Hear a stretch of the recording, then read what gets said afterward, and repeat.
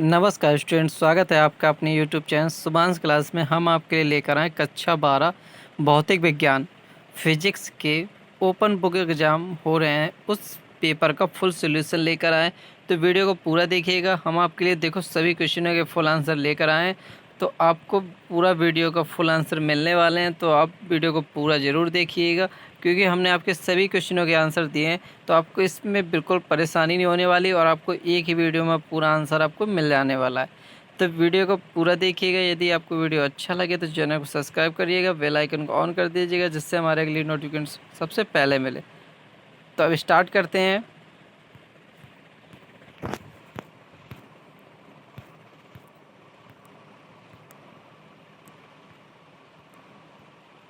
चलिए देखते हैं, स्टार्ट करते हैं पहले क्वेश्चन से। पहला क्वेश्चन है, किसी पिंड के गति के अध्ययन का प्रारंभिक क्षण।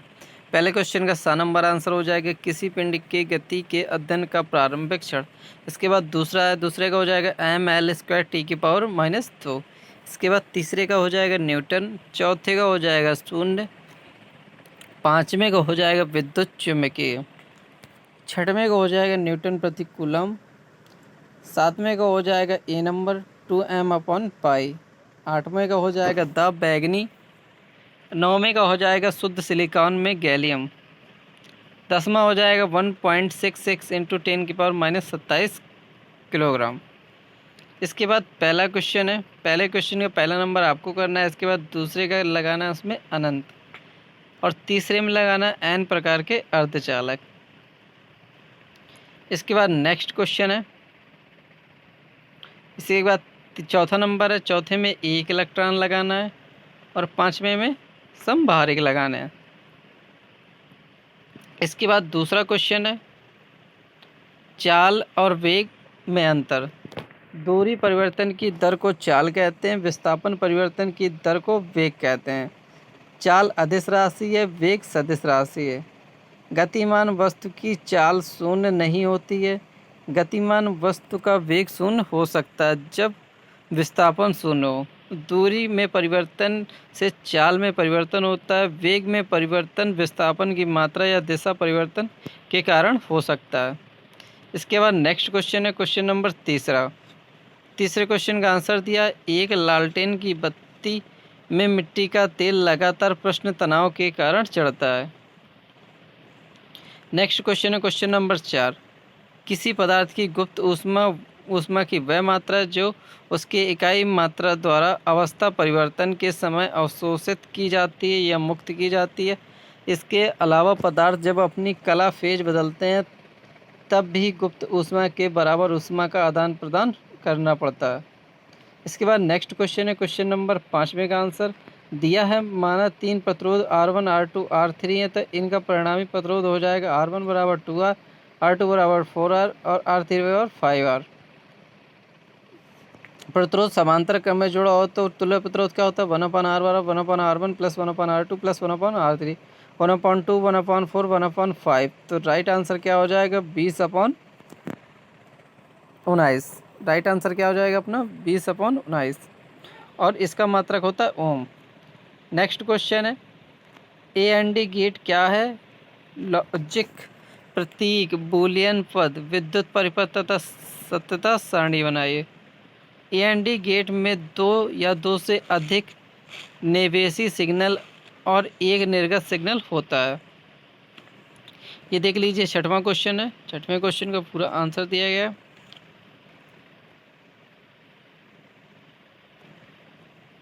इसके बाद नेक्स्ट है 7वां क्वेश्चन, निम्न को समझाइए।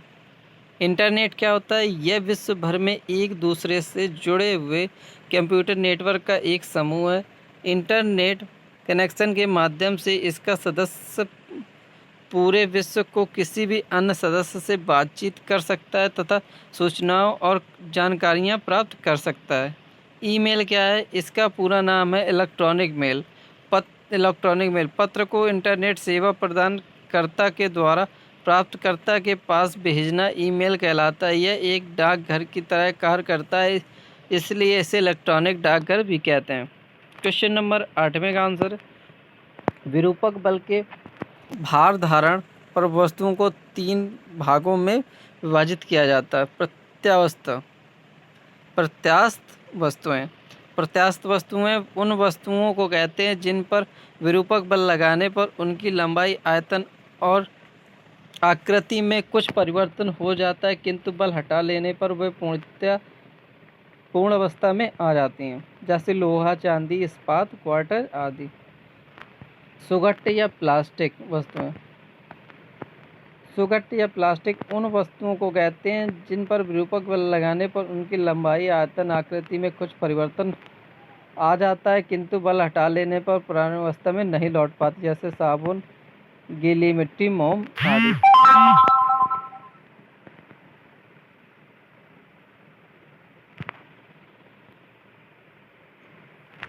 इसके बाद नेक्स्ट है भंगुर वस्तुएं क्या होती हैं। भंगुर वस्तुएं उन वस्तुओं को कहते हैं जो विरूपक बल लगाने पर टूट जाती हैं। कांच का टुकड़ा, सूखी मिट्टी।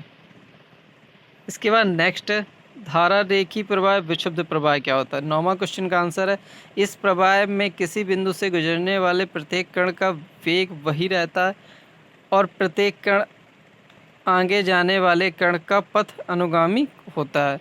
इस प्रवाह में किसी बिंदु से गुजरने वाला प्रत्येक कण का वेग भिन्न भिन्न हो सकता है। इस प्रवाह में कण का वेग क्रांतिक वेग से कम अथवा बराबर होता है। इसमें कण का वेग क्रांतिक कोण से अधिक होता है। इस प्रवाह में कणों का वेग सरल रेखीय या वृत्तीय हो सकता है। कणों का मार्ग अनियमित एवं टेढ़ा-मेढ़ा होता है। प्रत्येक बिंदु पर तरल का दाब तथा घनत्व निपट रहते हैं। प्रत्येक बिंदु पर तरल का दाब तथा घनत्व भिन्न भिन्न हो सकते हैं। इसके बाद नेक्स्ट क्वेश्चन है क्वेश्चन नंबर 10वां। 40 अंश ताप पर फ़ारेनहाइट पैमाने और सेल्सियस पैमाना समान होता है। इसके बाद नेक्स्ट क्वेश्चन नंबर 17वां। क्वेश्चन नंबर 11वें का आंसर है सरल आवर्त गति की विशेषताएं। सरल आवर्त गति साम्य स्थिति के दोनों ओर अपनी गति बार बार दोहराती है। सरल आवर्त गति साम्य स्थिति के दोनों ओर अपनी गति बार बार दोहराती है। प्रत्यानयन बल साम्य स्थिति से कण के विस्थापन के समानुपाती विपरीत दिशा में होता है। F बराबर माइनस का kx। नेक्स्ट क्वेश्चन है क्वेश्चन नंबर 12वां। वैद्युत द्विध्रुव के कारण निरक्षीय स्थिति में किसी बिंदु पर वैद्युत विभव के लिए व्यंजक ज्ञात करना। तो नोट कर लीजिए आप।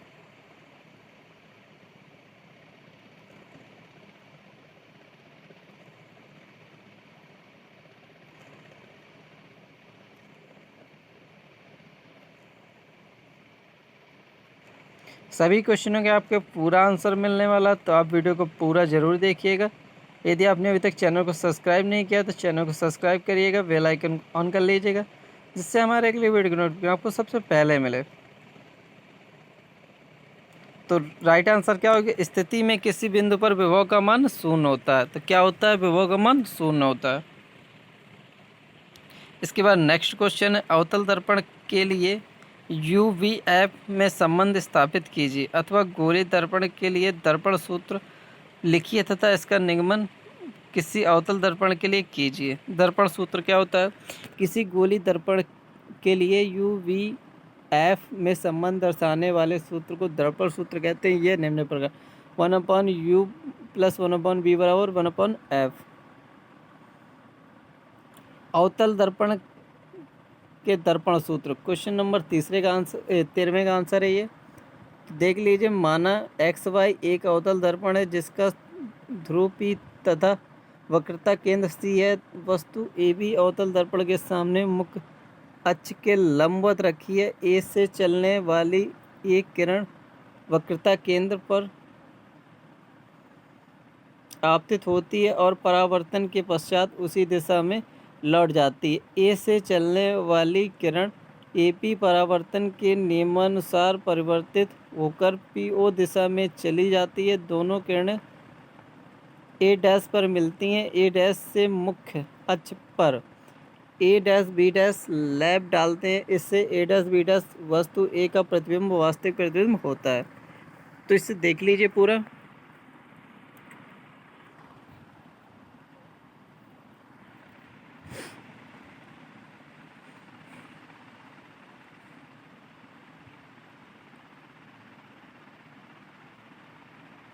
तो इसका सूत्र क्या आ जाएगा, यही सूत्र है इसका, 1/u बराबर 1/u प्लस 1/b बराबर 1/f।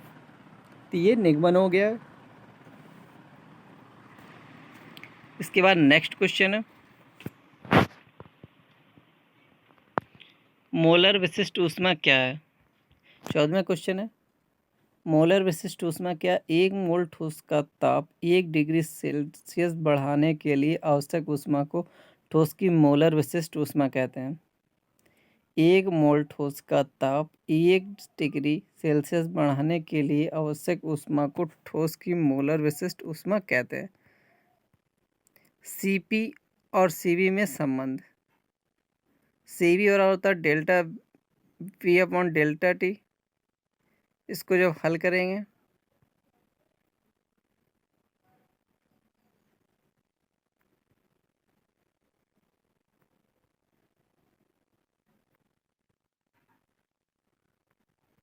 डेल्टा टी से डेल्टा टी काट देंगे तो क्या आ जाएगा, सीपी बराबर सीवी प्लस आर। तो क्या आ जाएगा, सीपी माइनस सीवी बराबर आर। तो आंसर क्या आ गया, सीपी माइनस सीवी बराबर आर। इसके बाद नेक्स्ट क्वेश्चन है, 15वां क्वेश्चन है, सीमांत बल और अभिलंब प्रतिक्रिया का परिणामी अभिलंब प्रतिक्रिया से जो कोण बनता है उसे घर्षण कोण कहते हैं। इसे लैम्डा से प्रदर्शित करते हैं। 15वें प्रश्न का आंसर है, सीमांत घर्षण बल और अभिलंब प्रतिक्रिया का परिणामी अभिलंब प्रतिक्रिया से जो कोण बनता है उसे घर्षण कोण कहते हैं। इसे लैम्डा से प्रदर्शित करते हैं। गणितीय व्याख्या,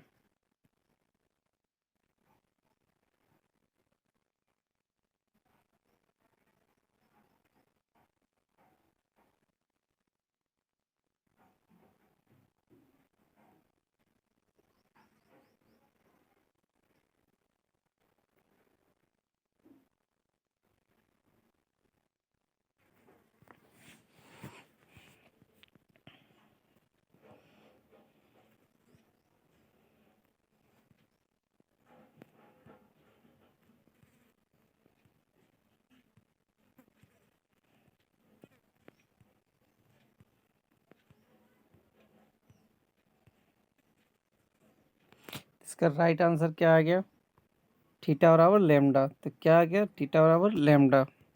इसके बाद क्या, सरल सूक्ष्मदर्शी दर्शाइए। सरल सूक्ष्मदर्शी क्या होती है, सरल सूक्ष्मदर्शी कम फोकस दूरी का एक उत्तल लेंस होता है जो एक हैंडल लगे फ्रेम में लगा होता है। सूक्ष्मदर्शी क्या होती है, सरल सूक्ष्मदर्शी कम फोकस दूरी का एक उत्तल लेंस होता है जो एक हैंडल लगे फ्रेम में लगा होता है। आवर्धन क्षमता, 16वां क्वेश्चन है, आवर्धन क्षमता क्या होती है, प्रतिबिंब द्वारा नेत्र पर आंतरिक कोण पी और स्पष्ट दूरी की न्यूनतम दूरी पर स्थित वस्तु द्वारा नेत्र पर आंतरिक कोण अल्फा के समानुपात को सूक्ष्मदर्शी की आवर्धन क्षमता कहते हैं। इसे एम से प्रदर्शित करते हैं।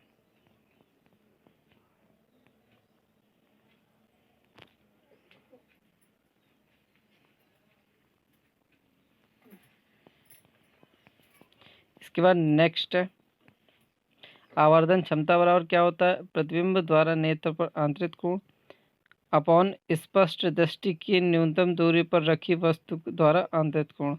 एम बराबर हो जाएगा बीटा अपॉन अल्फा। अल्फा व बीटा का मान उत्पन्न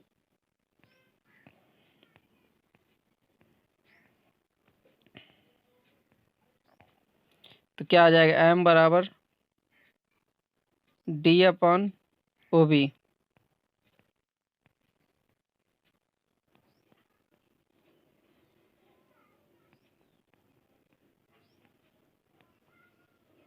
जब प्रतिबिंब स्पष्ट दृष्टि की न्यूनतम दूरी पर हो तो लेंस का सूत्र क्या होता है? 1/f बराबर 1/v माइनस 1/u से।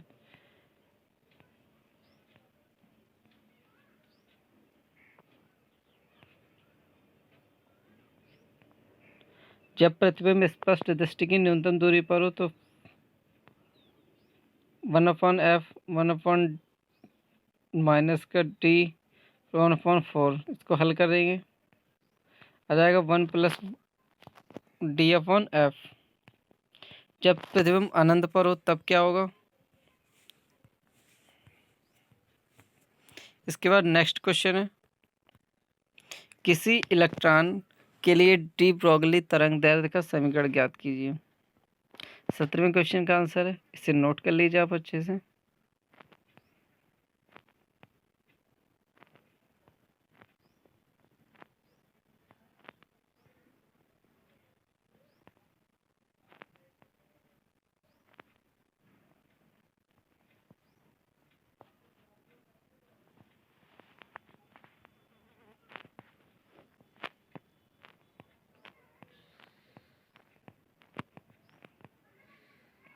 नेक्स्ट क्वेश्चन है, न्यूटन का सार्वत्रिक गुरुत्वाकर्षण का नियम लिखिए एवं सार्वत्रिक गुरुत्वाकर्षण नियतांक को परिभाषित कर इसका नाम व मात्रक बताइए। ब्रह्मांड में प्रत्येक पिंड दूसरे पिंड को अपनी ओर आकर्षित करता है। किन्हीं दो पिंडों के बीच लगने वाले आकर्षण बल पिंडों के द्रव्यमानों के गुणनफल के समानुपाती, इनके बीच की दूरी के वर्ग के व्युत्क्रमानुपाती होता है। माना m1 व m2 दो पिंड है, द्रव्यमान है, इनके बीच की दूरी r है, तब सार्वत्रिक गुरुत्वाकर्षण नियतांक क्या हो जाएगा? F प्रोपोर्शनल m1 m2 और F प्रोपोर्शनल 1/d²। d बीच की दूरी है, दोनों समीकरणों में रख देंगे तो F प्रोपोर्शनल आ जाएगा m1 m2/d²। F बराबर आ जाएगा g m1 m2/d²। g जहाँ एक नियतांक है जिसे गुरुत्वाकर्षण नियतांक कहते हैं, जिसका मान होता है 6.67 × 10⁻⁻11 न्यूटन मीटर स्क्वायर प्रति किलोग्राम स्क्वायर।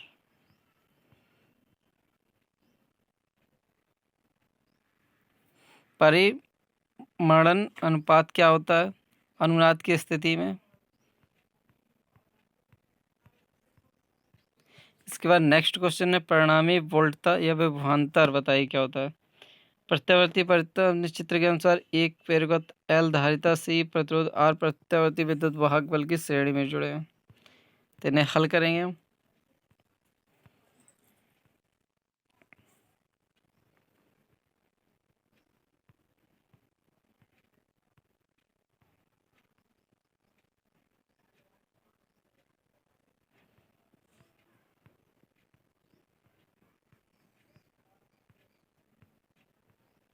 प्रतिबाधा क्या होती है, कलांतर क्या होता है?